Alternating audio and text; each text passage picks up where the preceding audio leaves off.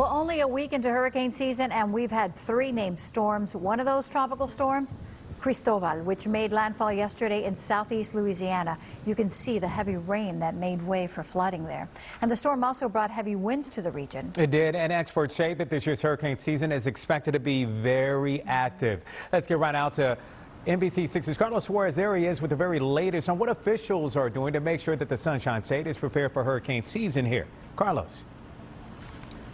Juwan and Jackie, we have all experienced the shortfall, the run on supplies the last couple of months in the middle of the pandemic. So go ahead and add a threat of a storm, and you'll get a sense, a better understanding of why emergency officials are urging folks to prepare for a storm early in the hurricane season. As the third named storm of what is expected to be an active hurricane season made landfall in Louisiana, the acting Secretary of Homeland Security, the head of FEMA, and the governor toured the National Hurricane Center for a briefing on preparedness plans in the age of COVID-19. For the past 90 days, FEMA's response to the COVID-19 pandemic has allowed them to get a running start into hurricane season. The pandemic is forcing the state to change the way people evacuate and how traditionally crowded shelters adhere to social distancing. Miami-Dade's mayor said the county has 80 evacuation centers with enough space to safely house 112,000 people.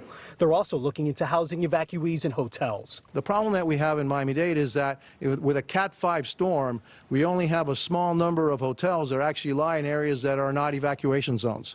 And so we're checking those out, and when we find them, then we'll be able to use them also for evacuations.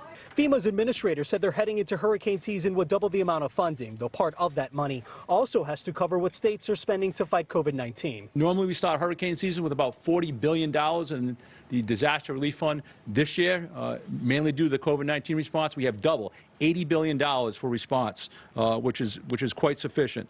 As for critical supplies, the governor was confident in the stockpile the state is building for a storm. That includes distribution centers with bottled water, generators, and baby formula. Right now, the division has more than 10 million masks on hand that can be handed out to shelters and used by people working at shelters.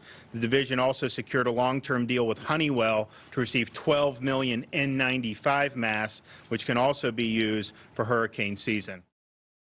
All right, so the mayor said that the evacuation centers are dedicating more space per person, and that the county is able to add more of these centers if necessary. As for these 8 distribution centers, FEMA says they've got them spread out all across the country, including in Puerto Rico. We're live outside the Miami-Dade Emergency Operations Center in Doral. I'm Carlos Suarez, NBC6 News.